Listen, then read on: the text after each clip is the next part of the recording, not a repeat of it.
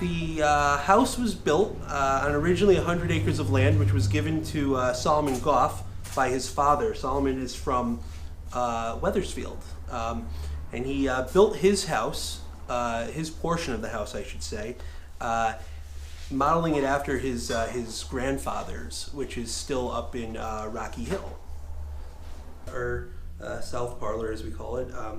We refer to it as Solomon's room. This is where we believe he would have hosted his guests, his business partners, or his friends. We believe in these kinds of rooms at the time. In the early 1700s, women wouldn't necessarily be allowed in here. It was unless invited. The floorboards you are standing on are original floorboards. We do believe that Solomon was of more of a middle class. This would have been Solomon's kitchen.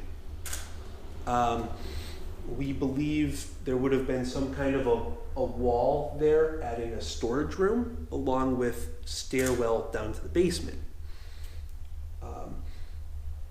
The hearth isn't a big hearth. It's big enough to cook, but not as big as the hearth we have in our 1811 kitchen. Now the objective is if you get 3 of your pieces in a row, and that is in a row this way, in a row this way, or in a row this way, you get to take the opponent's piece off. It's the 1711 inn, and we have a menu from when they were open.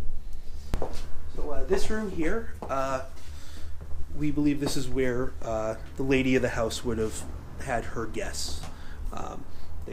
It's the more decorated room. The shelving over here is called a earlobe shelving, and this shelving is only found in the New England area. You have just walked about 100 years into the future. So now we're in about 1811, so what you're going to start to see is you're going to start to see more color. Not to say the 1700s wasn't colorful, you just see a little more brighter colors. Yellows are things, brighter greens. And then that brings us to my favorite place of the house, the kitchen. This is where the Clark family would have made their meals, and the old saying is the kitchen is the heart of the home. And for a family like the Clark family, that would be so. This is where they would gather as a family. Mother would be in here cooking. The youngest children would be in here helping her, hopefully not stealing the sugar. It's interesting.